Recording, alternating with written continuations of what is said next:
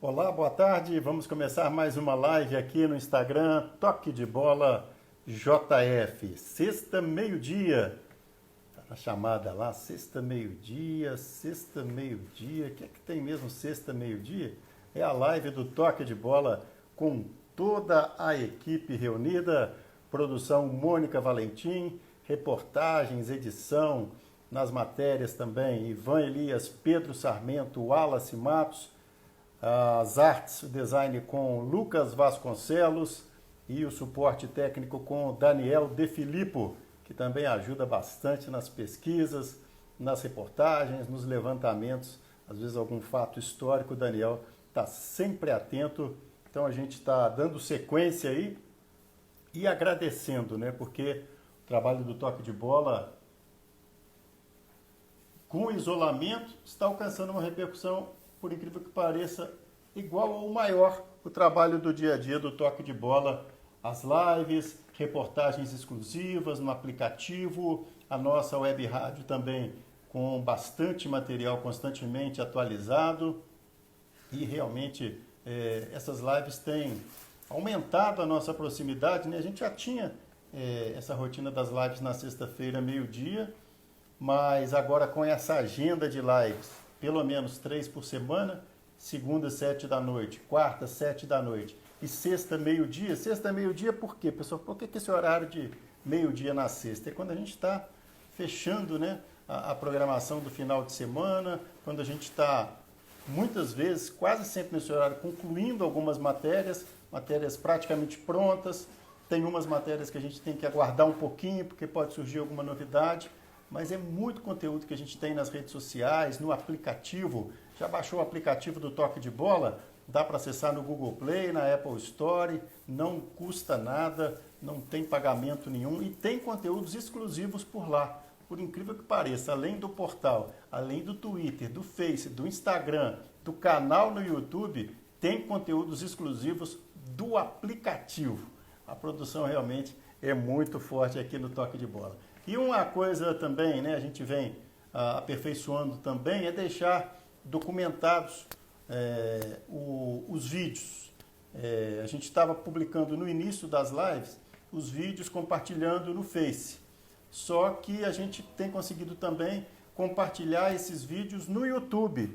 Então, aquela entrevista do Giovanni Gávio, né, falando de uma maneira como ele nunca tinha falado, dos bastidores da conquista lá olímpica de Barcelona, a primeira medalha de ouro do esporte coletivo brasileiro, que foi com vôlei, e o Giovanni Gávio Jusforano estava lá, depois ele foi bicampeão olímpico. As duas partes da live já estão no YouTube do Toque de Bola.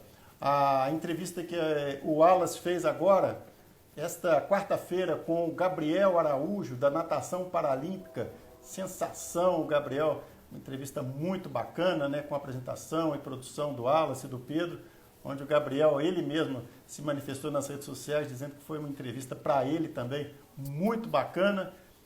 Também, essa entrevista em duas partes, 2 vídeos, já está no YouTube do Toque de Bola. E outros, né, que a gente tem colocado lá, então, isso vai documentando também, de certa forma, o nosso trabalho, deixando um material muito importante para esse levantamento que a gente sempre procura fazer do esporte da cidade.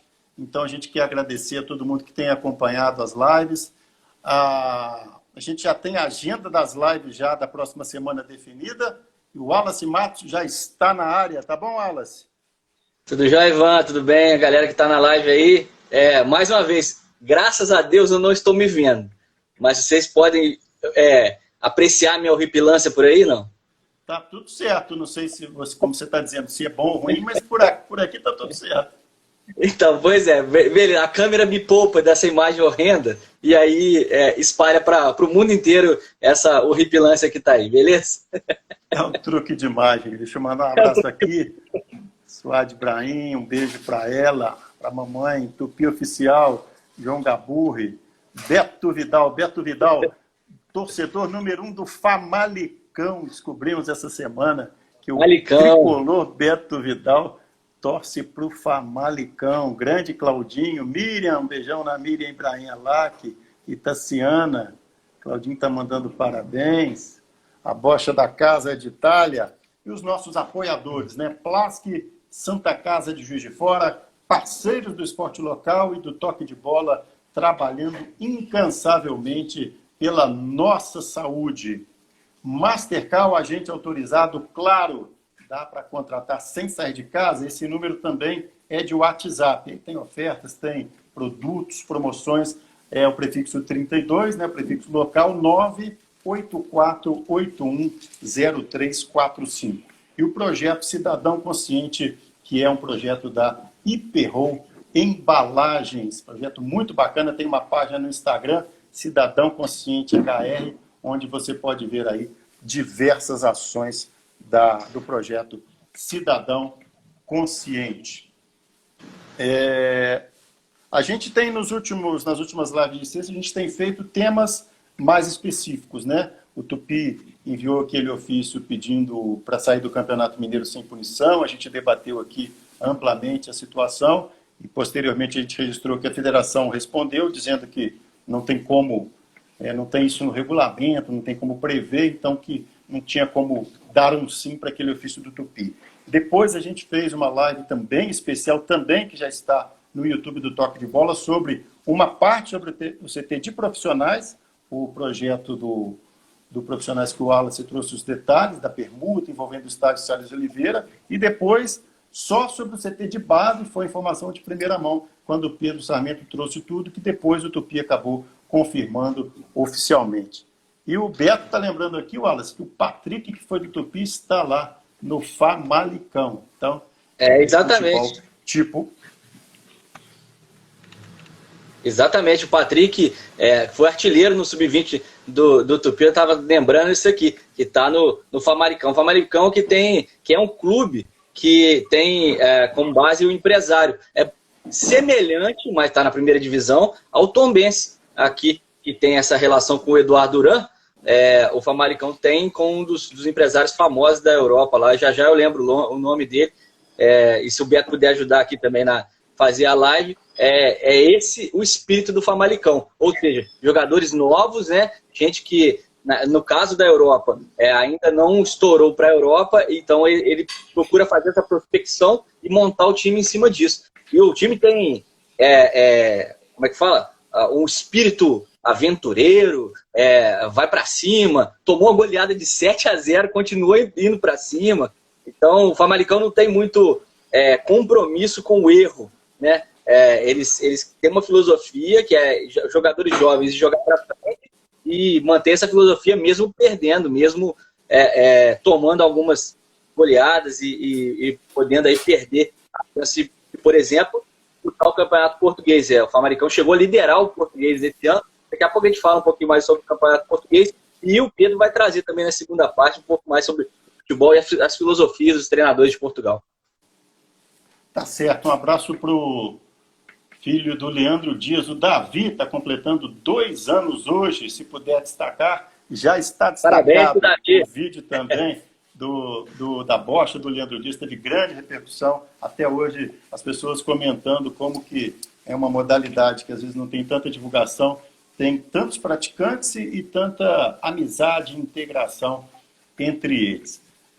A gente tem no Toque de Bola já publicada uma reportagem hoje, né? Começou a ser levantada ontem a pesquisa sobre a volta dos principais campeonatos da Europa. Mas vamos começar primeiro com o nosso Rio, que passa mais perto aqui, para depois a gente pegar esse voo para lá. Vamos falar um pouquinho dos campeonatos estaduais mais próximos, Wallace, que são cenários bem diferentes, né? Minas, Rio e São Paulo, que tem cenários bem diferentes, que a gente tem acompanhado, pelo menos nas manifestações oficiais, uma união um pouco maior em São Paulo, os clubes conversando num nível que parece, pelo menos, não vi nada diferente disso, num nível bacana, tentando voltar juntos, campeonato retomado junto. O Rio de Janeiro, né, para nossa opinião já divulgada algumas vezes, manifestada, fingindo que o Rio está fora do mundo, né, que o futebol carioca é uma maravilha. E em Minas, a indefinição, a única assim, novidade oficial, que não é novidade, que é da base essa semana, foi que a federação mandou um comunicado para os clubes de base, informando que não tem data para começar os campeonatos de base. De qualquer Informou. maneira, mesmo não tendo novidade, é uma informação que não tem informação, mas é uma manifestação oficial. Vamos começar por Minas então, Wallace? No caso, Ivan, a informação é que pela primeira vez a federação deu alguma informação, mesmo que não tenha informação. É muita informação, né?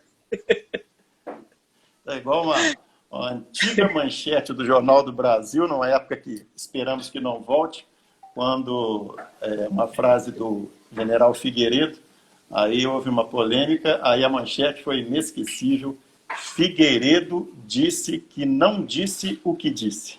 Então essa manchete é inesquecível e para esses tempos bicudos que tomara que não se confirme, qualquer hora vamos aplicar. Então, no caso, o Aro disse o que ele realmente disse.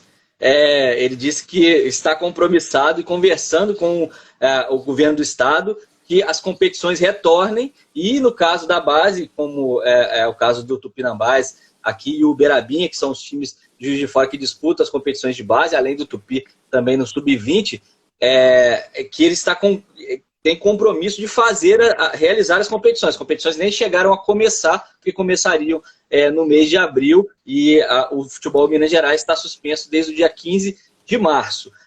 O que tem de caminhada nessa direção? A Federação Mineira tem tomado providências para poder determinar um protocolo. Teve aquela primeira reunião lá no mês passado ainda do Aro com o governador Romeu Zema e agora vai ter uma nova reunião no dia 10. Dia 10, semana que vem. Então tem mais uma reunião entre o Aro e o governo de Minas, né, o governador Romeu Zema, provavelmente para já apresentar esse primeiro protocolo, essas primeiras medidas. A Federação Mineira de Futebol vai apresentar ao governo de Minas, basicamente, o que já tem feito a Federação Carioca, a Federação Paulista, as federações de fora, medidas para que seja prevenida a Covid-19 e que os times possam voltar com segurança aos treinamentos. Quem já fez isso no estado, por exemplo, pode virar referência. O Atlético Mineiro, o Cruzeiro, o América. Então, eles já fizeram esse protocolo de retorno, acharam casos. Essa semana, inclusive, a gente teve casos aí. O Léo ontem testou positivo para a Covid-19, ou seja, está afastado dos treinamentos. O Jean, também lateral do Cruzeiro, ele foi afastado dos treinamentos também, porque foi detectado o novo coronavírus nele. O Vinícius Popó, esses 3 casos no Cruzeiro. No Atlético também tiveram 3 casos, eles não revelaram quem seriam os atletas que testaram positivo ou funcionários, que também foram mantidos em isolamento. Então, a Federação Mineira, a partir desses exemplos, né, por agora, que já retornaram, né, do América, Cruzeiro e Atlético, também determinou um protocolo que está aí em vias de apresentar para o governo de Minas nesse próximo dia 10. Ou seja, a partir desse dia, provavelmente teremos ações mais concretas no caminhar para a volta. E a Federação Carioca já baixou de cima para baixo, né, Ivan? E o estranhamento que a gente tem com a Federação Carioca, por exemplo, é que a Federação Carioca ela apresentou um protocolo muito antes de todo mundo e cheio de alternativas, sem muita determinação do que se deveria ser feito. Os clubes, como o Flamengo, por exemplo, voltou à revelia. O Vasco tentou voltar, mas aí detectou 16 casos nos testes que fez no elenco e comissão técnica e funcionários. Então, recuou do retorno aos treinos presenciais por enquanto, né, na última semana. E o Rio de Janeiro, em si, a cidade do Rio de Janeiro, tem apoiado essa volta, inclusive cogitando jogos com público no próximo mês. Nos parece precipitado, as autoridades têm a palavra final de saúde nesse caso, mas o que a gente vê é que o Rio de Janeiro tem aumentado os casos, bateu o recorde durante 2 dias seguidos, essa semana, no número de casos de Covid-19, de casos detectados e mortes, e realmente não parece o cenário que a Secretaria está levando em consideração para retornar às atividades. Hoje, por exemplo, já vários negócios foram abertos no Rio, né, possibilitou a abertura, e o que a gente viu pelos noticiários da manhã são ônibus lotados, trens lotados, metrô lotado, provavelmente o Rio vai viver uma segunda onda daqui a 2 semanas, que é quando o pessoal estava planejando em retornar treinamentos e provavelmente no fim de junho voltar aos jogos, né? Deixa eu só mandar um abraço para a turma aqui, e tem pergunta também para a gente. O Tupi Oficial mandando um abraço para mim, para o Wallace, valeu. O Alex Nassif, grande Alex, profissional de futebol, estudioso, treinador. Professor Denise Alex. Baez. Mandar um beijo para o Luiz Vitorino aqui, um beijo para a Carol. Magal, Class. O Carrara entrou e o Carrara vai ser convidado a mandar um áudio para a gente, porque na live da próxima segunda-feira a gente vai dar sequência ao tema da live da segunda passada, que foi a educação pelo esporte. O tema foi a Copa Toque de Bola de Futsal. E na próxima segunda-feira, 7h, já temos 2 nomes show de bola confirmados. O professor Léo Beire, diretor do Centro de Futebol Zico, e o professor José Antônio Bara Miguel, que é da Escola de Esportes do SESI e diretor dos clubes SESI Juiz de Fora. Então, vale a pena, a gente vai seguir com esse tema na segunda que vem, com esse tema Educação pelo Esporte, que repercutiu bastante, ainda continua repercutindo na live de segunda, que vai seguir na próxima. O Giovanni, nosso companheiro da imprensa local, está colocando aqui, o Alisson, ainda sobre o Mineiro, que Cruzeiro Atlético e América têm grana para cumprir o protocolo. Como que vai ser com os interioranos? Então, a gente está procurando essa relação aqui no nosso quintal, como diria você, né, Ivan? A gente está falando do Rio que passa mais perto. Estamos conversando aqui, elaborando uma matéria mais completa, brevemente nas redes sociais e no portal Toque de Bola, com o Departamento de Saúde do Tupinambás, levantando esses custos. A diretoria do Tupinambás já falou que o clube não é favorável a que volte, e se voltar ao campeonato, para que não haja um rebaixamento, mas caso volte, o Tupinambás vai ter uma providência nesse sentido, né? Até também para o segundo semestre. Então, não vai escapar disso. Se começar a Série D, por exemplo, o Tupinambás, voltando a disputar partidas, vai ter que tomar essas medidas de saúde e cumprir protocolos. Então, o 18, o Marco Aurélio Estagiário Del Papa, está estudando como vai ser feito isso, inclusive os custos nós estamos levantando para vocês, e vamos trazer isso com exclusividade daqui a pouquinho no Toque de Bola. O Beto está acompanhando a gente aqui. Mas a previsão... Até foi um registro nosso também. Só para a gente não ficar deixando muito no ar aqui, o Giovanni é um cara que gosta de apuração precisa. A previsão, pelo que eu já apurei, é que não haja dinheiro mesmo, não. Os protocolos são bastante caros, os testes são bastante caros, os equipamentos para poder utilizar, como o termômetro a laser, por exemplo, são bastante caros, e os clubes do interior, pela realidade que a gente convive direto há mais de 20 anos, não tem dinheiro para poder cumprir o mesmo protocolo, por exemplo, do que o Cruzeiro Atlético e o América, que testam semanalmente, que estão medindo temperatura toda hora dos jogadores, e realmente vão ficar expostos a isso, ou vão ficar deficitários de grana. E aí, a meu ver, cabe à Federação Mineira apresentar uma solução para isso. Por exemplo, a Federação Paulista, que nesse momento está reunida, você disse aí que os clubes são mais unidos, estão conversando mais, literalmente, estão reunidos agora, falando sobre protocolos, falando sobre o retorno do futebol paulista. A federação ontem divulgou uma série de medidas, né, quando a bola voltar a rolar, mas não quis estabelecer uma data ou período para que isso seja feito. Os clubes paulistas, eles estão pleiteando que a federação faça um acordo, por exemplo, com hospitais, com redes de atenção à saúde, para que se façam os exames, para que todo mundo tenha acesso aos exames, tenha acesso a todos os equipamentos. Então, provavelmente, essa é uma saída que a Federação Mineira poderia tentar. Aí, você vai cair no tamanho de Minas Gerais, né? Porque São Paulo é um pouco menor, as cidades têm uma condição financeira maior, mas em Minas não. Em Minas a gente tem o time aqui da Zona da Mata e tem o time do Triângulo Mineiro. Provavelmente, a rede de hospitais aqui da Zona da Mata não vai poder ser a mesma da rede de hospitais lá do Triângulo Mineiro. Então, realmente, a Federação Mineira tem que pensar nisso e pensar nos protocolos de saúde. Acho que isso é responsabilidade da federação, assumir essa responsabilidade, pelo menos, dos testes em massa dos jogadores e funcionários dos clubes. É verdade. Deixa eu mandar um abraço para o Rodrigo, para o Zé Anísio Pitico, grande Pitico, Claudinha Assis, Giovanni está mandando um abraço, professor Marcelo Mata, o Ferreira entrou também. Algumas situações que a gente tem de amigos que estão participando e também, até queria colocar para o Wallace, a gente tem a Rádio Itatiaia, é uma grande referência da imprensa mineira, né, de Belo Horizonte, de bastidores. O Toque de Bola também, sem falsa modéstia, tem sido uma grande referência na cobertura, a gente voltado mais aqui para o esporte local e regional. E no final de semana passada, entre sexta e sábado, a gente até conversou isso internamente aqui, depois a Rádio Itatiaia chegou a divulgar como informação de bastidores, isso na sexta para sábado, até foi sábado, eu acho que saiu essa informação, que, segundo a apuração da emissora, pela primeira vez a Federação Mineira estava admitindo não concluir o campeonato. E colocou ali 3 fatores como que teriam provocado essa nova posição. A primeira, a situação dos clubes do interior, que a gente já amplamente divulgou aqui. Na semana passada a gente fez aquela matéria para a publicação na Web Rádio, com depoimentos do pessoal do Tombense e do Patrocinense, matérias que estão na nossa Web Rádio.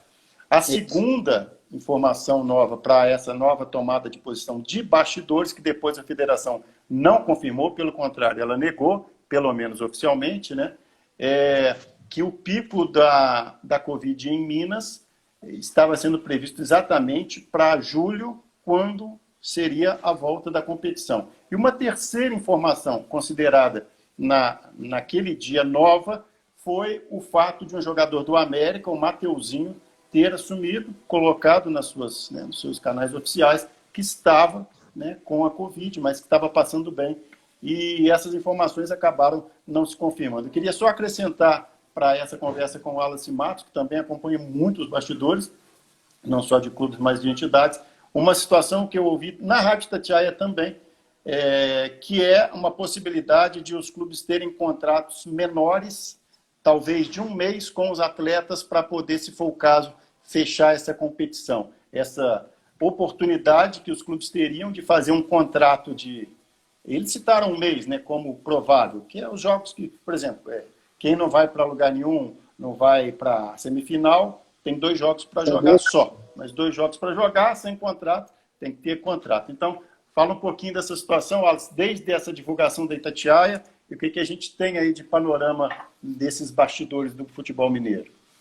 Então, é difícil que essa proposta vingue, Ivan, por causa da Lei Pelé. A Lei Pelé, ela estabelece o que rege os clubes, né, o estatuto que rege os clubes e as relações de trabalho, que aboliu o passe, por exemplo, lá no meados dos anos 90, ela impede que os contratos sejam menores do que 3 meses. Então, 3 meses, sendo 2 meses de atividade e meio mês, 1 mês de férias, né, entre aspas, né, para poder se fazer um contrato com o jogador, seria 3 meses no mínimo. Então, provavelmente teria que mudar a lei, porque você não pode, a partir de uma decisão de regulamento de campeonato, de regional, estadual, que seja, ir contra o que está na legislação federal, agora implementado na Constituição. Então, você teria que fazer essa mudança da Lei Pelé. E para mudar a Lei Pelé, para poder fazer um adendo à Lei Pelé, isso seria movimentar uma máquina gigantesca que hoje tem que estar voltado para o combate à pandemia, né? A gente está vivendo uma situação conturbada no país e parece até que não tem mais pandemia, né? Mas não, o Congresso e os legisladores, eles têm que estar voltados para o combate à pandemia. Essas resoluções de se o atleta vai voltar ou não vai voltar, se o campeonato vai voltar ou não vai voltar, a gente trabalha com o esporte, vive disso, a gente respira isso, mas a gente sabe que é menor em relação ao que está passando o país como um todo. Então, acho muito difícil que essa ideia de contratos menores vingue, justamente por conta desse impedimento na Lei Pelé.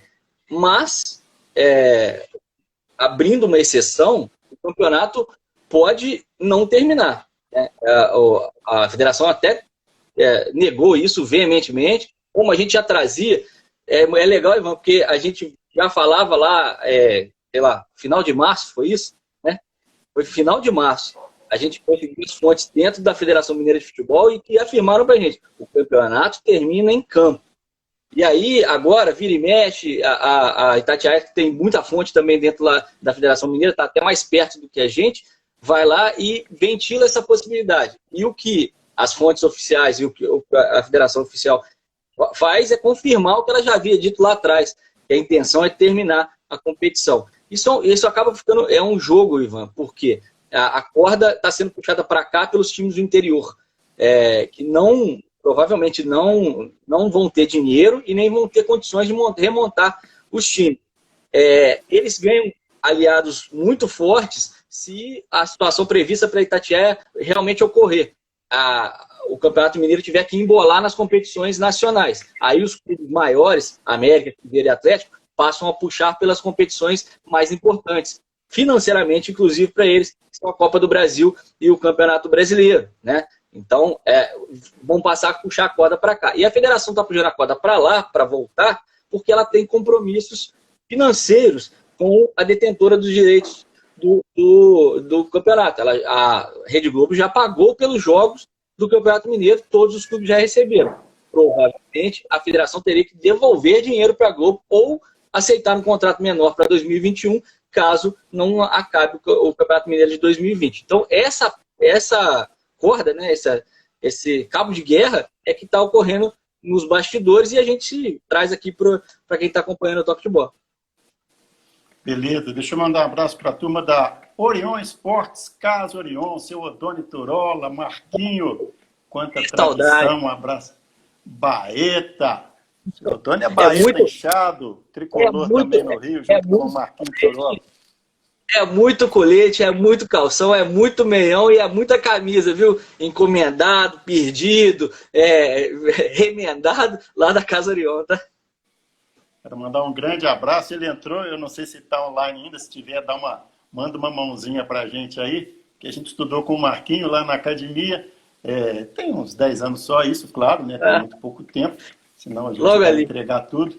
E tinha a tradicional pelada de sábado, lá no sítio do seu Odoni, e era bom demais. Sábado era sagrado, dava uma chegadinha ali na Casa Orion, esperava a carona, partiu Granja, e volta e meia tinha goleiro do Tupi, participava o Valério, pegava lá de vez em quando, brincando lá com a turma, e domingo era o dia da família ir à Granja. Então, foi uma época muito boa. Um abraço para o seu Marquinho, o seu Odoni e toda a família lá, seus Turola aqui, sábados e mais sábados e mais sábados, tinha a Granja, e na volta tinha a parada pro lanche, tá? E essa parte era boa demais, a parada pro lanche, aquela coxinha que na época...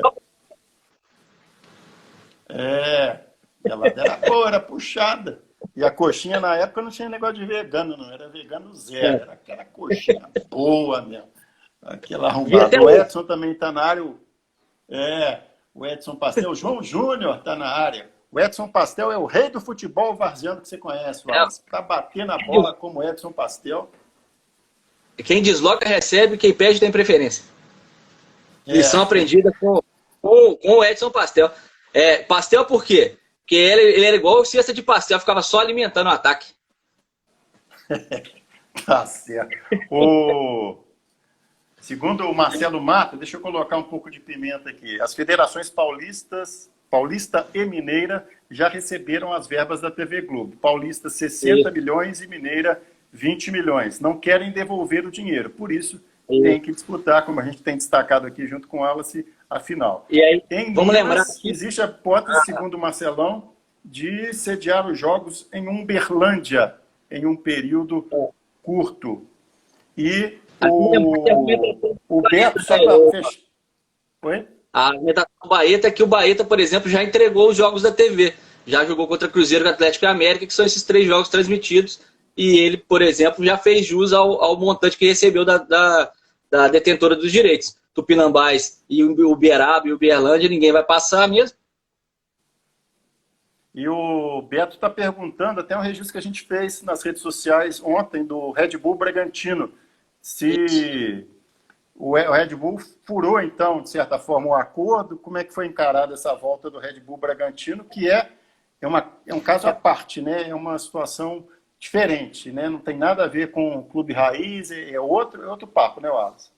Então, o Bragantino não voltou, na verdade, né? O Bragantino está treinando em casa, ele retornou às atividades remotamente, ou seja, tem treinos coordenados, os jogadores têm que entrar numa videoconferência e fazer, orientados pelos profissionais de educação física e treinadores, fisioterapeutas do clube. Então, tem treino tático por imagem, por exemplo, o Felipe Conceição, né, o famoso Felipe Tigrão, para a gente que viu ele jogar no Tupi, ele está coordenando treinos táticos, então eles exibem um vídeo e ele vai esmiuçando ali o que o Red Bull errou, o que o pessoal não fez direito, mas não retornou presencialmente ainda o Red Bull, mas testou todo mundo, na verdade todo mundo não, né? A estrutura deles é tão enxuta, Ivan, que eles testaram ao todo 75 pessoas, que incluiu elenco, comissão técnica, funcionários e staff do CT. Então, bem pouca gente, né? É bem enxuto a estrutura do Red Bull, e eles conseguiram fazer esses testes essa semana e detectaram gente infectada também. 2 integrantes do Red Bull estão isolados, porque estão com Covid-19, assintomáticos, mas estão com a Covid-19. Nesse grupo de 75, outros 3 já tiveram contato com a Covid-19, apresentaram os anticorpos, mas não estão com a doença, ou seja, teoricamente eles estão imunizados, até porque a gente não sabe quanto tempo que dura essa imunização, e os outros 70 não deram negativo. Então, o Red Bull está fazendo esses testes por conta própria, até porque ele tem uma estrutura completamente independente, mas disse que só volta aos treinos juntamente com os outros companheiros da Federação Paulista de Futebol.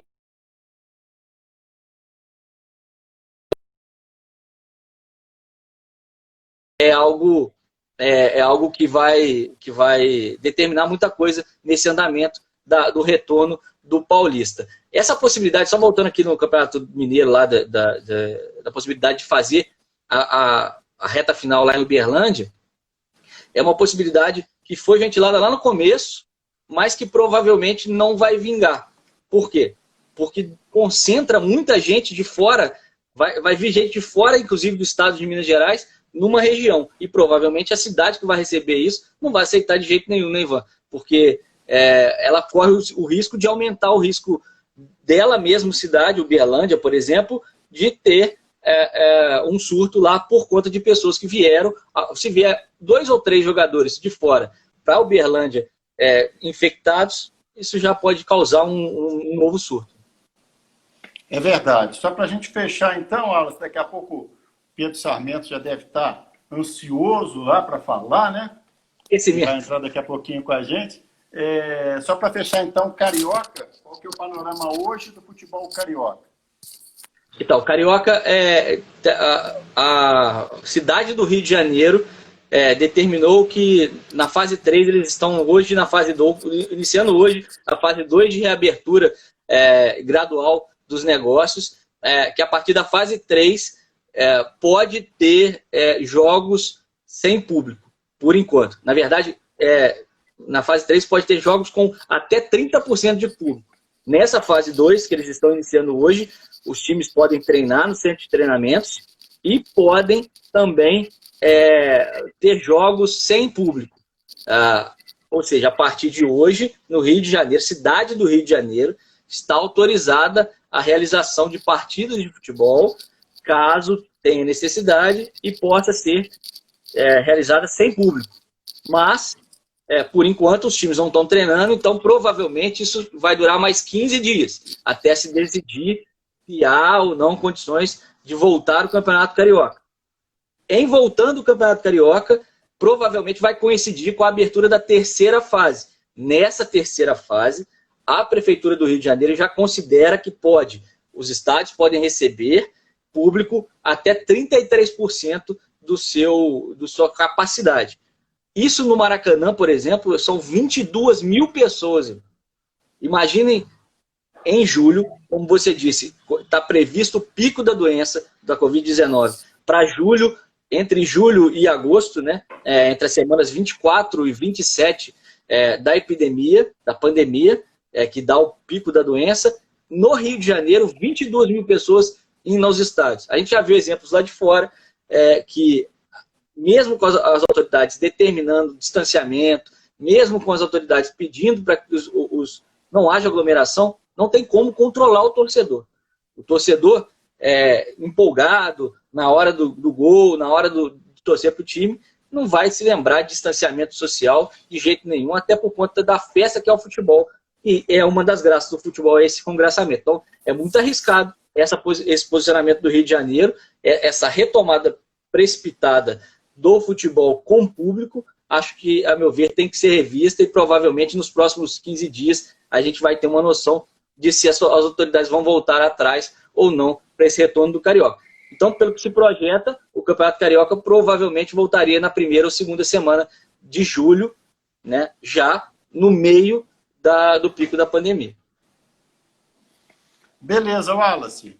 Um grande abraço, obrigado. Seguimos aqui nos bastidores para seguir alimentando aí esse toque de bola que não para. Valeu. Só registrar aqui que o Edilson e o Robinho estão tendo seus contratos rescindidos pelo Cruzeiro. A crise financeira lá na Toca da Raposa parece que não termina nunca mais, beleza? Um abraço para vocês, um beijo para todo mundo. Tô ligado aqui no Pedro, beleza? Tchau, tchau. Valeu, obrigado, Wallace Matos. O Pastel gostou da citação do Wallace, que ele é um articulador de jogadas. Pastel é uma figura. Um abraço para o Léo Santana, lá na Espanha, conferindo o nosso toque de bola na live. Ana Carla Sarmento entrou, é sinal que o Pedro vai entrar daqui a pouco. Por que será? Academia Fórum, Juiz de Fora entrou. Sara Matos entrou. Aí o Wallace está saindo, mas a Sara Matos continua com a gente. É isso aí, a família do Toque de Bola nessa live de sexta-feira, meio-dia. Quarta-feira que vem tem Beatriz Ferreira, 7 da noite, na live do Toque de Bola, campeã mundial de boxe, campeã pan-americana de boxe. Beatriz Ferreira, confirmadíssimo, na próxima quarta-feira. Temos a live, então.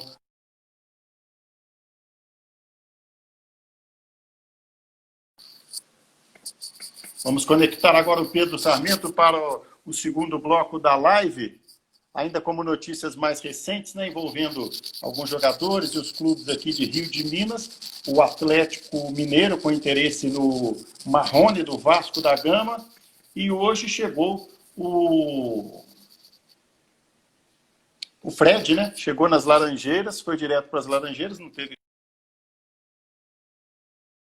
de evitar aglomeração, ele até iria para o centro de treinamento, e aquela ideia, deu bastante certo a ideia de com essa ida dele de bicicleta, né, saindo lá de Belo Horizonte, passando pelos caminhos da Estrada Real, chegou hoje ao Rio de Janeiro, a ideia da solidariedade funcionou bem, muita coisa lá, pelo que o Fluminense está divulgando, acho que 5 toneladas de alimento, depois posso até confirmar isso aqui nas informações das agências, mas em relação à ação em si, né, foi bem bacana, foi uma coisa diferente que aquelas ações que são feitas por gente do esporte que acabam despertando interesse até de quem não é muito do esporte. A turma da bike, então, achou muito legal essa ideia de enfrentar frio, vento, chuva, relento, poeirão, claro que estava com o staff lá, estava com o preparador físico, estava com tudo, mas o Fred, então, chegou ao Rio de Janeiro, não teve festa, não teve nada, e ao longo do trajeto também,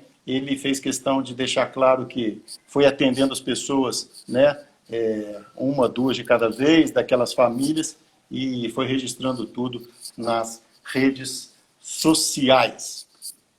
Pedro Sarmento já deu uma entrada aqui, deixa eu ver, cadê o Pedro Sarmento? Aqui está de greve. Será que iniciou um movimento de greve no toque de bola?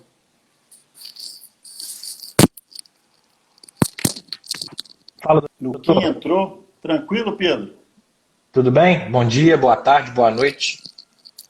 Bom dia para quem é de bom dia, né? Exatamente. Tudo certo, Ivan? Um abraço para você, para todo mundo que está ali. Gente, no toque de bola. Tudo certo. Mais uma semana, mais uma live de sexta com nossos boletins semanais aqui no toque de bola. Nós temos mais uma, né, reportagem especial que está no forno, nos bastidores, e que foi motivada, né? A gente costuma falar qual que é o gancho, o que a gente pode fazer, o que não pode, a gente vai trocando ideia daqui e dali. A nossa preferência sempre é pelas informações do esporte local, regional. É claro que, eventualmente, tem destaques nacionais que, para nós também, podem, né, linkar alguma coisa interessante. E foi exatamente o que aconteceu nesses dias, né, Pedro? Conta um pouquinho para a gente do que está sendo preparado aí nos bastidores do toque de bola. Exatamente, Ivan. Um abraço para você mais uma vez, para todo mundo que está ligado com a gente. Embalados pela renovação de Jorge Jesus com o Flamengo, depois de uma novela enorme desde o fim do ano passado, quando o Flamengo teve todos os títulos no final da temporada, e foram muitas notícias, muitas conversas acerca da renovação do Jorge Jesus. Embalados por isso, a gente teve a ideia de apurar um pouco mais a respeito da formação dos treinadores portugueses, da influência de treinadores estrangeiros no futebol brasileiro, como tudo isso vem sido feito nos últimos anos, o porquê do sucesso de Jorge Jesus no Brasil, o porquê também de alguns certos fracassos antes de Jorge Jesus chegar ao sucesso no país do futebol, que a gente é o país do futebol. A Inglaterra não vem com esse negócio para cima da gente, não. Então, embalado nisso, Ivan, a gente está montando um conteúdo bem bacana. Conversei ontem com o professor Marcelo Mata, o Marcelão, que é um grande amigo do toque de bola, está sempre ao nosso lado aí. Separei um pouquinho do que o Marcelão pode falar a respeito disso, porque o Marcelão fez doutorado em Portugal, na Universidade do Porto. Ele é doutor em ciência do desporto, da Faculdade do Desporto, da Universidade de Porto. É muito Porto, mas enfim, lá em Portugal. E também tem na área de concentração para treinamento desportivo na Universidade Federal de Minas Gerais, na UFMG, que ele concluiu em 1998. Então, desde que se formou aqui na UFJF, o Marcelão estuda essa parte de formação dentro do futebol. E a gente bateu um papo bem bacana, ele vai trazer um pouco da opinião dele, do que ele viu lá em Portugal também, como algo que pode servir de base para o sucesso de Jorge Jesus no futebol brasileiro. Um outro personagem dessa matéria, eu estou adiantando de forma bem rápida aqui um resumão, para a gente debater um pouquinho isso, até a galera que está acompanhando a gente pode mandar a sua mensagem. O Alex Nassif. O Alex Nassif, ele é treinador de futebol profissional, esteve na comissão técnica do Tupi campeão em 2011, do Campeonato Brasileiro da Série B. O Alex era um dos auxiliares. O Alex comandou durante muito tempo o projeto do próprio Marcelo Mata, né, na beira do campo, na UFJF, nas categorias sub-15 e sub-17. Ele esteve à frente profissionalmente agora do Tupi recentemente, no início da temporada. Não ficou no cargo, acabou sendo demitido. E acabei conversando com o Alex a respeito da influência dos treinadores portugueses na literatura que é passada hoje em dia para os treinadores que fazem o curso da CBF. Os cursos de licença C, B e A. A A é a licença mais alta hoje, o escalão mais alto dos treinadores da CBF. E o Alex Nassif tem a licença A. Então passou por todas as etapas de formação de treinadores da Confederação Brasileira de Futebol.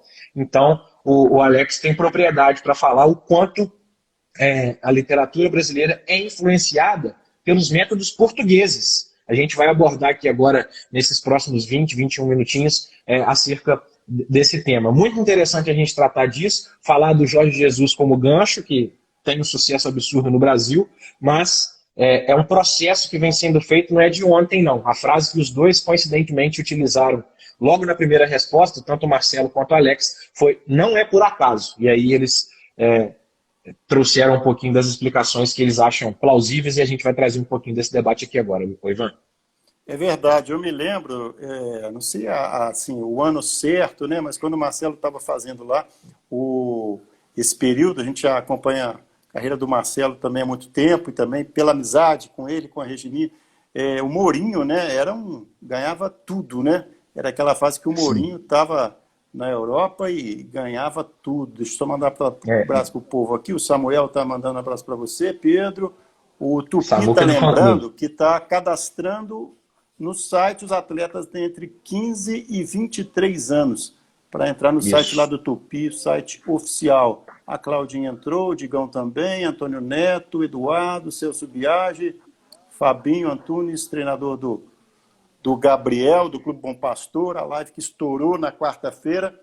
Então teve essa situação do Mourinho, né, Pedro? Que, quer dizer, não é por causa do Mourinho, mas na época tinha muito essa referência, né? Olha ele aí de volta, hein? Lá no fundo de Ivan Elisa, o cachorrinho tá de volta.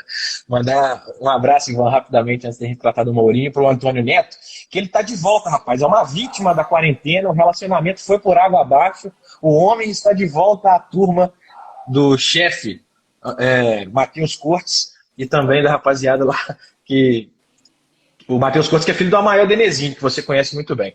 Mas, enfim, parando de besteira, o José Mourinho foi o grande trampolim, né?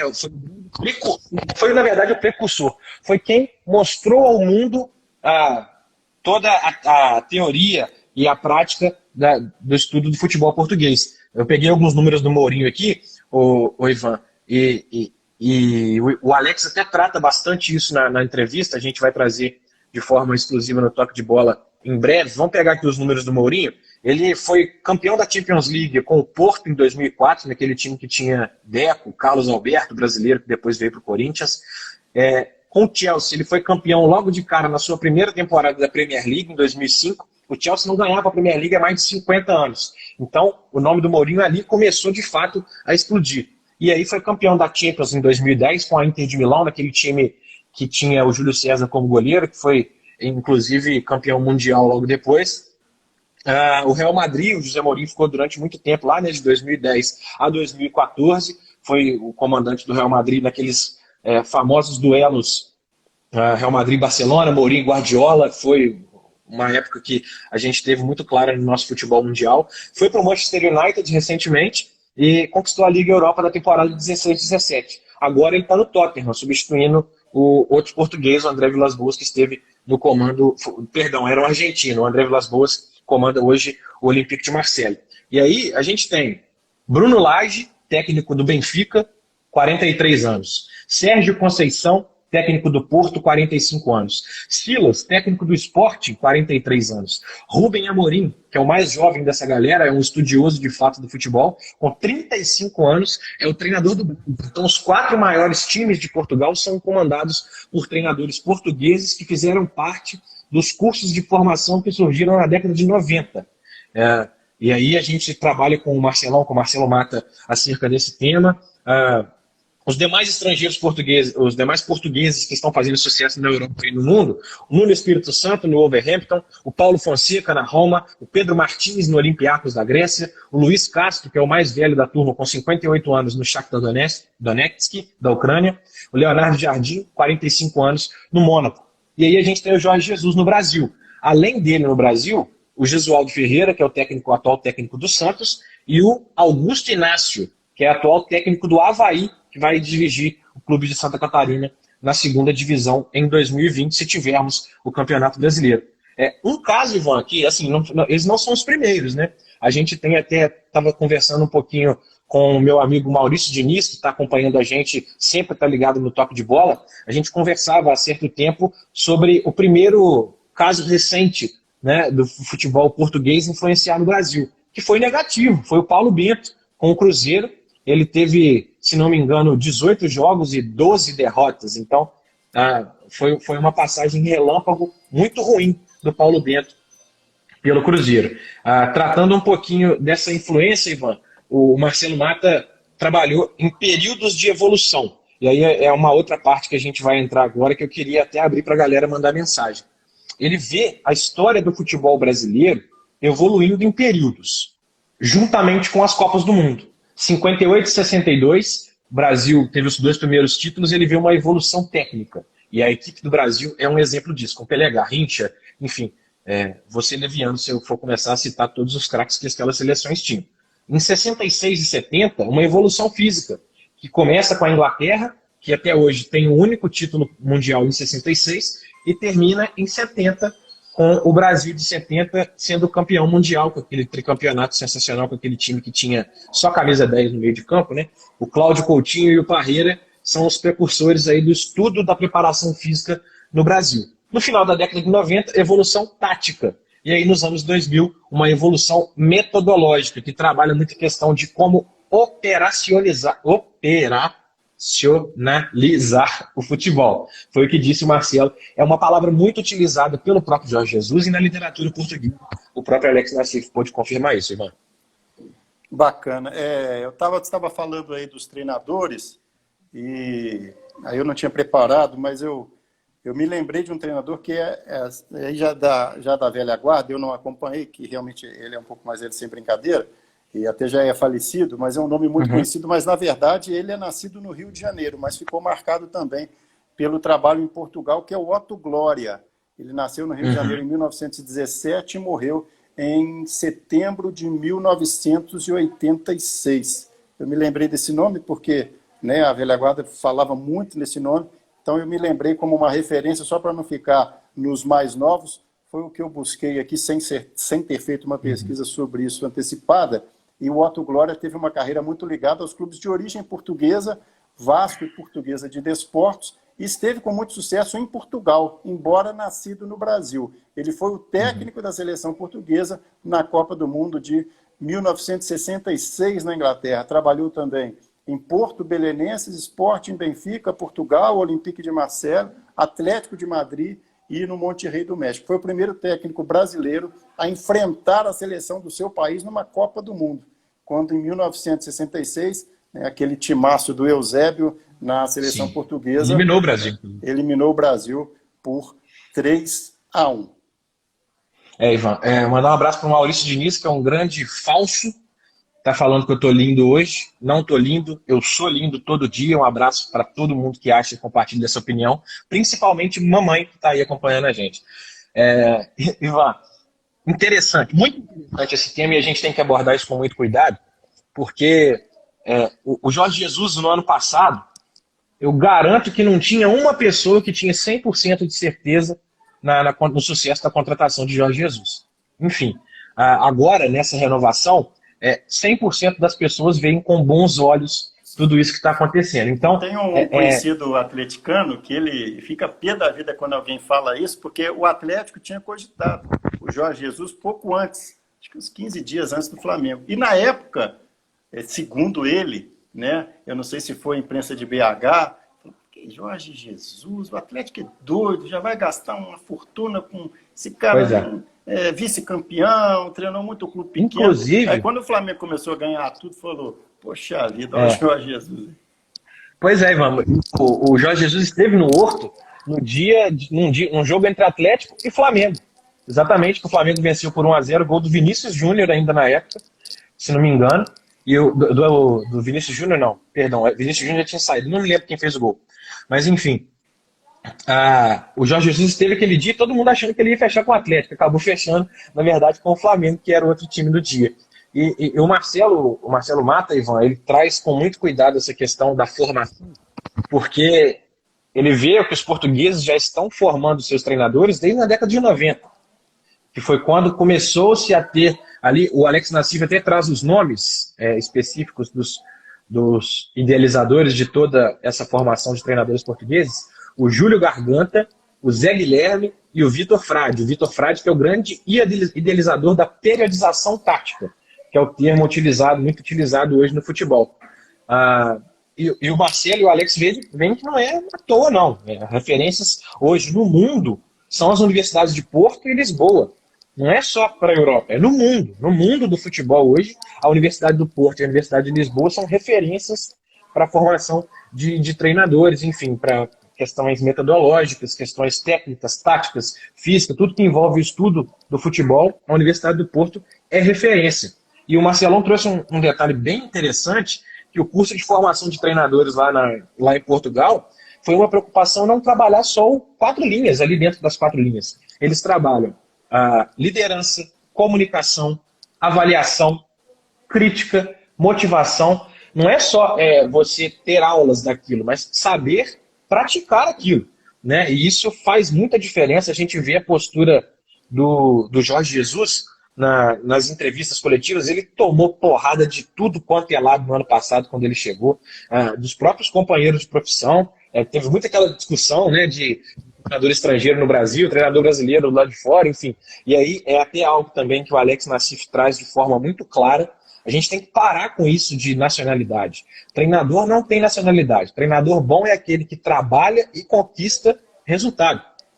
Ponto. Não tem essa de treinador português não pode trabalhar no Brasil, treinador brasileiro não pode trabalhar em Portugal. Vídeo Filipão. É um ídolo. O Filipão é um ídolo na seleção portuguesa. Naquele vice-campeonato contra a Grécia em 2004 da Eurocopa, que ninguém acreditou. Uma das maiores zebras da história do futebol mundial. Essa semana, o Figo, essa semana, né, um dos grandes nomes do futebol português, rendeu todas as homenagens ao Filipão Luiz Figo. E só o Ato Glória, só para fechar aqui o parênteses dele, é atribuída a ele aquela frase que um time, quando ganha, o técnico é bestial, e quando o time perde, o técnico é uma besta. Então, essa frase que às vezes a gente escuta por aí é atribuída ao Ato Glória. Exatamente, Ivan. E aí o Alex e o Marcelão também citaram a frase jargão do futebol, né? Jogo é jogo, treino é treino. E o maior crime. O Wallace Matos está dizendo que o sucesso é fruto de estudo e métodos científicos. Não há caminho para a evolução fora da ciência. Sim, não tem essa. E assim, o que dita o ritmo, o que dita as tendências do futebol é a mesma coisa que ditava as tendências em 1950. O que está mudando são os termos utilizados. E o Alex também bate muito em cima dessa questão. Os termos utilizados estão sendo muito trocados. Esse é o problema do futebol. A CBF recentemente lançou nessa semana, a gente até teve acesso ao glossário do futebol, um documento que meio que dá uma abrasileirada nos termos do futebol, periodização tática, enfim, tudo que é trabalhado na Universidade do Porto, que é a referência. A CBF tenta trazer isso para os termos brasileiros. E aí é interessante como o Alex trabalha essa questão, porque eles observam muito o futebol de forma sistêmica. Não tem muito aqui o tático, só o físico, só o motivacional. Eles tratam isso como um conjunto. Eu estou até desenhando na mesa aqui enquanto eu junto os pauzinhos. Queria mandar um abraço para minha mãe. Minha mãe está acompanhando a gente ao vivo para fechar essa participação. Mamãe é sensacional. É almoço que você está esperando? Estou esperando. Já estou mandando, tá falando até alto aqui para ela ouvir lá na cozinha.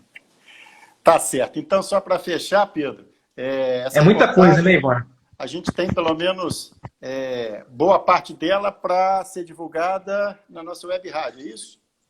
Exatamente. A gente vai trazer, não só na web rádio, mas também em forma de texto, Ivan, no nosso portal, esse contato com o Marcelo Mata, essa entrevista exclusiva, esse contato também com o Alex Nassif, entrevista também exclusiva. É um material que o Toque de Bola está montando com muito carinho para esse final de semana você poder acompanhar, você que está ligado sempre com a gente, está ligado no futebol de Juiz de Fora, com muito carinho, tratando um pouquinho dessa abordagem, te dá um pouquinho de argumento para você discutir com o seu amigo aí na sua roda de conversa, ou então no seu grupo de WhatsApp, já que não está podendo ter roda de conversa, conversa com o seu amigo para a gente poder debater esses temas aí. É muito interessante a palavra do Marcelão, e a gente vai trazer tudo de forma bem completa para vocês aí nas nossas plataformas de Toque de Bola, que está em tudo quanto é lugar. Você olha para o lado, tem Toque de Bola. Você olha para o lado, tem outro. Você olha para cima, tem Toque de Bola. Não tem jeito. A gente vai entrar na sua mente de qualquer jeito.